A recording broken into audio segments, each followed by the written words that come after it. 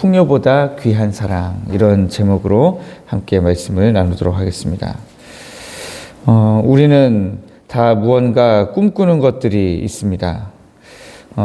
우리 가정이 좀 더 풍요로워지기를, 풍성해지기를 소망하고요. 또 우리 교회를 향해서는 우리 교회가 빨리 부흥하고 성장하기를 함께 기도하고 꿈꾸고 있습니다. 그래서 오늘 여기 나온 것처럼 이 살찐소, 우리도 좀 언젠가 이 살찐소를 먹으면서 우리의 식탁이 좀 풍성해졌으면 좋겠다. 그렇게 소망하죠. 예. 그런데 여기에 살찐소가 나오는데 보니까 살찐소를 먹으면 서로 미워하는 것보다 낫다 이렇게 하다 보니까 왠지 살찐소가 나쁜 것처럼 그렇게 느껴지기도 합니다. 그런데 성경 말씀 오늘 본문은요, 채소냐 살찐소냐의 문제가 아니라는 사실이에요. 많은 분들이 채소를 먹으며 사랑하는 것이 살찐소를 먹으며 미워하는 것보다 크게 나으니라 했으니까 우리 채소를 먹으면서 만족합시다. 그렇게 이야기해요. 그런데 채소냐 살찐소냐의 대결이 아니라 식탁에 지금 뭐가 올라와 있느냐가 중요한 게 아니라 그 식탁에 앉은 사람들의 마음이 지금 어떠하냐라고 하는 것이죠.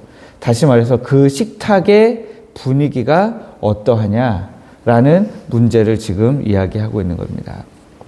요즘에 이런 것과 비슷한 삶의 그 라이프 스타일을 이제 추구하는 걸 보면요, 미니멀 라이프라는 말 혹시 들어보셨어요? 예.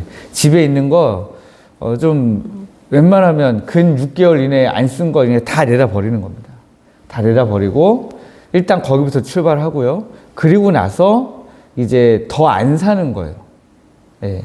뭐 필요한 거 있으면 뭐 다른 데 가서 해결하고 다른 사람 집에 가서 해결을 하든 그것을 전문적으로 취급하는 가게를 찾아가든 다른 데 가서 웬만하면 해결하고 우리 집에는 최소한의 가구와 최소한의 전자제품만 유지하겠다 하는 그런 생활 방식을 이야기하는 거죠. 반면에 어떤 사람들은 정말 있는 대로 내가 1년에 한 번 쓰더라도 난 이게 필요해 하면 그냥 다 사는 분들도 있죠. 그러면 어떤 생활이 더 옳은 생활이냐? 다 갖춘 생활이 괜찮은 거냐? 아니면은 최소한도로 안 갖추는 게 잘 살아가는 거냐? 그게 문제가 아니라는 거죠. 네. 삶을 대하는 자세가 어떠냐? 라는 것에 그 문제의 핵심이 달려 있음에도 불구하고 사람들은 그저 물건이 많으냐 적으냐를 가지고 옳고 그름을 따지려고 한다는 것입니다. 오늘 여기 말씀에서도 채소와 살찐소라고 하는 물질의 많고 적음, 무언가 풍성하냐 무언가 풍성하지 않느냐라는 문제를 비교하고 있는 것이 아니라 채소를 먹으면서도 서로 사랑하고 있느냐, 살찐소라는 이 너무 좋은 것을 먹으면서도 미워하고 있느냐라고 하는 것을 지금 비교하고 있는 것입니다. 사실 우리는 우리 인생 전체를 통틀어서 또 우리 교회를 통틀어서 살찐소라고 하는 풍성함, 부요함을 바라보면서 달려가고 있습니다.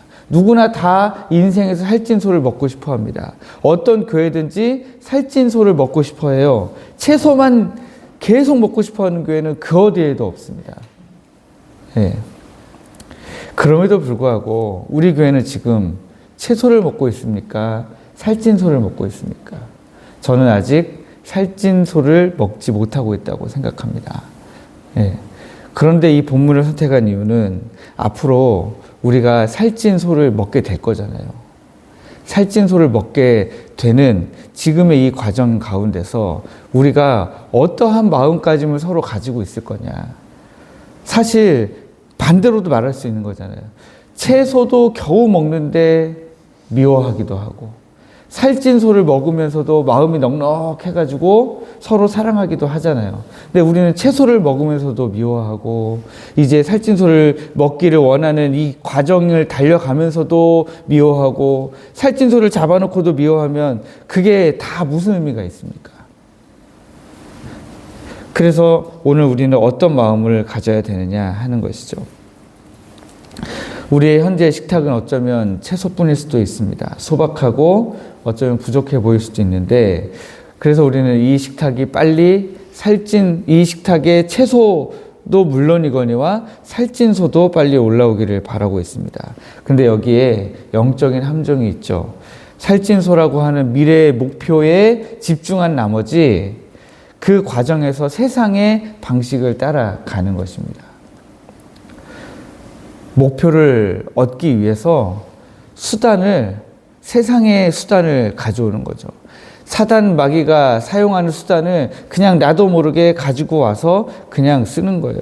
남들보다 빠르게 더 많이 얻기 위해서 사랑의 방식이 아니라 미움의 방식을 쓰는 거예요.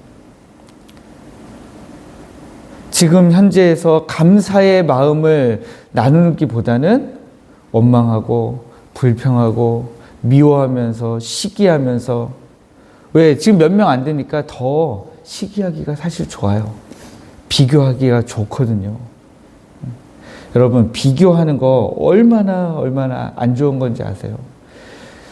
조선회상이라는 책이 있습니다. 혹시 들어보신 적이 있는지 모르겠습니다. 조선회상이라는 책이 두껍긴 한데 책이 이렇게 크진 않아요. 그런데 그 책을 읽어보면 우리나라 조선 초기라고 하면 안 되죠. 1900년대 후기 말기, 그때 우리나라에 들어오신 선교사님들 있잖아요.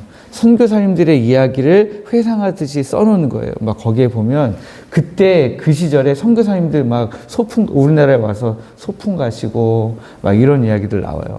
그리고 제가 선교사로 있을 때 라오스에서 선교사님들끼리 막 모임하고 막 이런 것처럼 그 당시에 조선에 온 선교사님들도 막 모임하고 이런 장면 나오거든요. 그리고 서로의 집에 가서 같이 먹고 마시고 교제하고 이런 장면들이 막 나오는데 재밌는 거 있어요. 그 당시에 미국에서 온 선교사님들, 뭐 유럽에서 온 선교사님들, 그분들도요, 미국에서 뭔가를 막 실어 왔더라고요.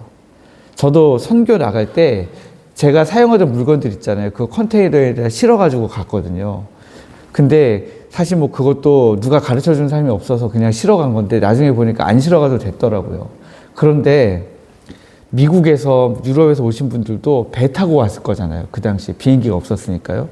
그런데 배 타고 오시면서 그 물건들을 막 엄청 실어 오셨더라고요. 그런데 어떤 집은 좀 더 많이 실어 왔겠죠. 어떤 집은 좀 후원이 좀 더 괜찮았겠죠. 어떤 집은 잘 못 실어 왔을 거잖아요.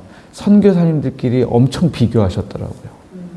선교사님들끼리 오늘 저 선교사님 집에 갔는데 저 선교사님 집에는 뭐가 있었다. 뭐 이런 식으로 비교하는 내용이 거기에 막 나와요. 그러면서 힘든 거죠. 비교하다 보면 힘들어요.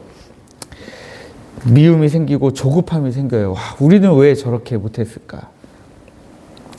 그래서 사랑이라는 우리가 추구하는 본질적인 가치보다 효율과 성공이라고 하는 가치를 더 내세우게 돼요. 근데 이 가치가 하나님이 기뻐하시는 가치가 아니라는 거예요.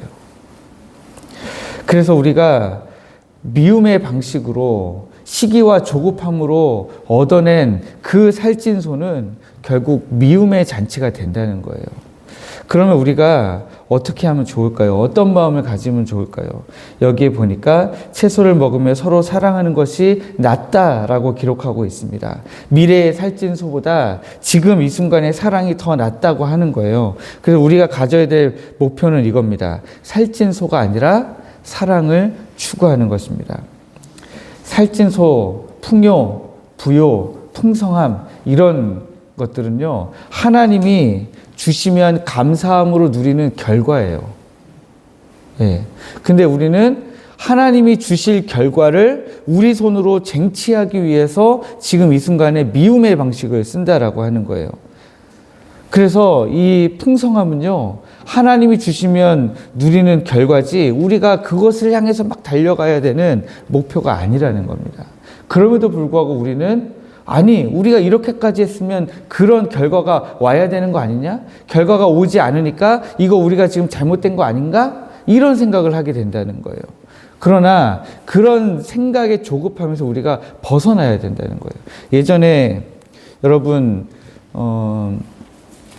교회가 부흥과 성장의 목표를 향해서 마구 달려가던 시기가 있습니다. 아마 제가 기억하기로는 1900년대 중반부터, 아니 초반, 중반 요때부터 그랬던 것 같아요. 그 가운데 나왔던 대표적인 책이 목적을 이루는 삶이었나요? 목적이 이끄는 삶이었죠. 네.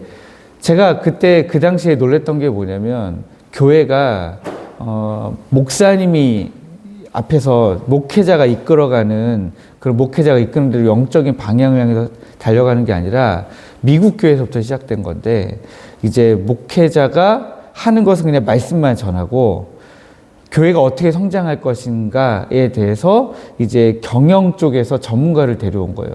그래서 이제 그 당시에 화이트보드를 딱 갖다 놓고 교회 현재 목표, 현재 지금 몇 명인지, 우리 교회로 치면 뭐 지난 주일에 예배가 50명이 좀 넘었거든요.